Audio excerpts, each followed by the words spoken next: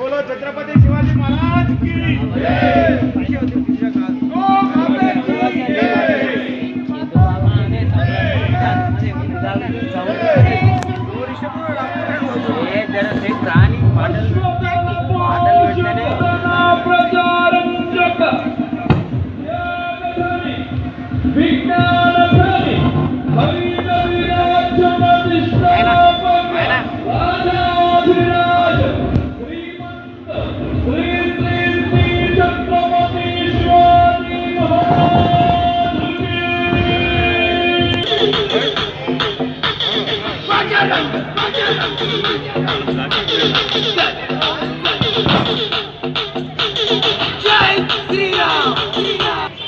హిందూ బంధువులారా, మన హిందూ సమ్మేళనం ఇంకొక దిశపట్లో మరి గోమాత పూజ జరపబడుతున్నది.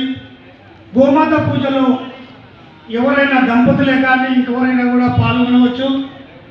మనం కూడా పాల్గొనవలసిందిగా కోరుకుంటున్నాము.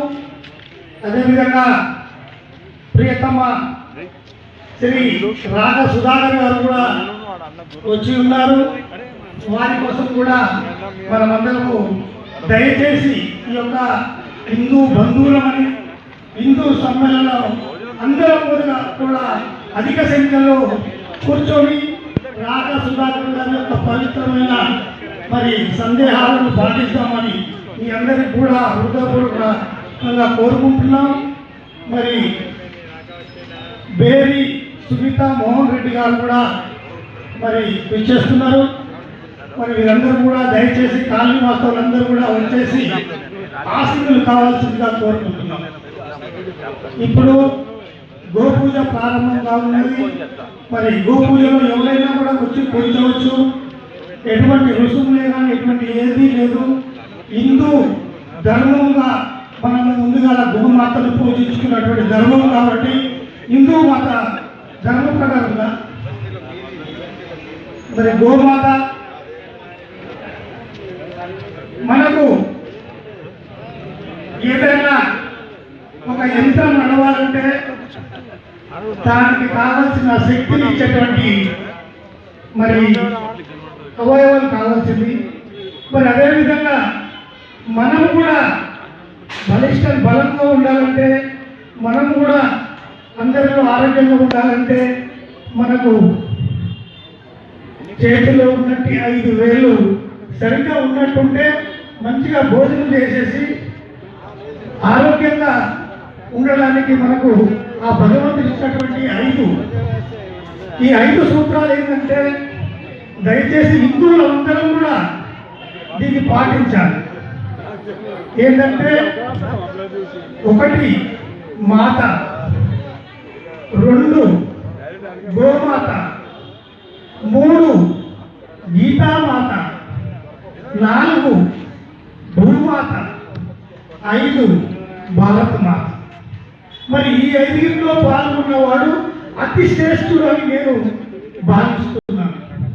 ఎందుకు? ఈ 5లో ఏం లాభం ఉన్నది?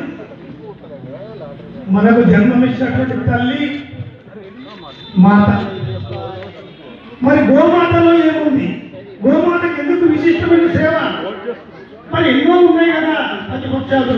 మరి గోమాతకి ఎందుకు మీరు ఇంత విశిష్టత ఇస్తున్నారు హిందువులు అంటే, గోవుకు ఆరోగ్య నిరోధక శక్తి భగవంతుడు దాని యొక్క హృదయంలో దాని యొక్క కడుపులో ఇచ్చాడు. కాబట్టి ఎటువంటి వారికి బీపీ ఉన్నా, ఐబీపీ ఉన్నా, షుగర్ ఉన్నా, క్యాన్సర్ ఉన్నా ఈ యొక్క గోమాతను దర్శించినట్టయితే పటాపంచలైపోతే అనేసి మన హిందూ ధర్మంలో ఉన్నది. కాబట్టి మనకు ఆయురారోగ్యంతో ఉండాలంటే కడుపు నిండా భోజనం ఉండాలి.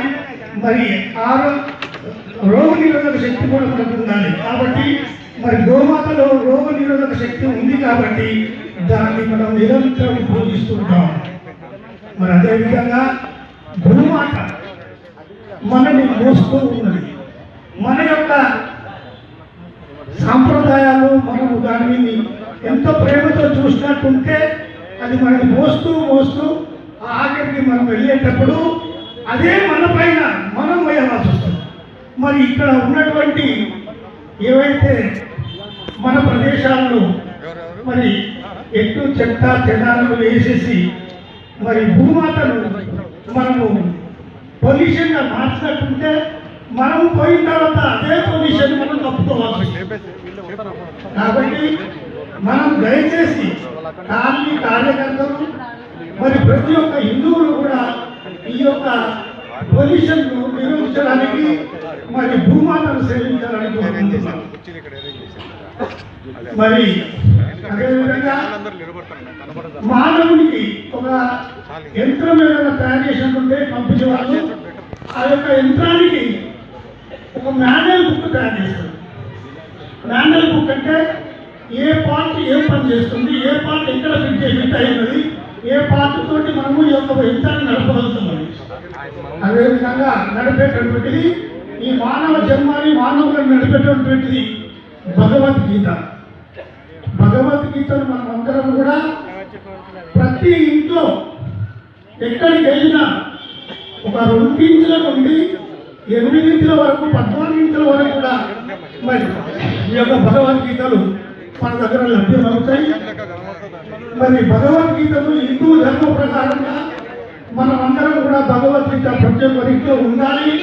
ప్రతి ఒక్కరు ఎక్కడైనా భగవద్గీత ఉపన్యాసాలు ఉన్నాయంటే ఇంట్లో ఎటువంటి కార్యక్రమాలను ఇచ్చిపెట్టేసి పోయి ఇళ్ళను హిందూ ధర్మం. ధర్మాన్ని రక్షించండి, అది మిమ్మల్ని రక్షిస్తుంది. మనము తిరుపతికి ఎన్నో ఖర్చు పెట్టుకొని పోయేసి తిరుపతి ఉండిలో ₹1,00,000 ₹2,00,000 వేసేసి వచ్చేటప్పుడు దేవుడా నీకు ఉండిలో ₹1,00,000 వేసాను, మరి నాకేమి ఇస్తావు అని సంకల్పం వచ్చేసరికి మనకు బయట ఏం కనిపిస్తుంది? ధర్మో రక్షో రక్షణ. ధర్మాన్ని మీరు కాపాడండి, అది మిమ్మల్ని కాపాడుతుందని మనకు హిందూ ధర్మం చెబుతుంది. కాబట్టి ఈ యొక్క భగవద్గీత కూడా మీరు హిందువులు ఏ ధర్మంతో ఉంటారో హిందూ ధర్మ సమ్మేళనం ఉద్దేశించుకొని మన యొక్క వేది సునీతా మోహన్ రెడ్డి గారు మరి వారు ఎన్నో కార్యక్రమాల్లో ఎన్నో సేవలు చేస్తున్నారు. వారు కూడా వచ్చేశారు.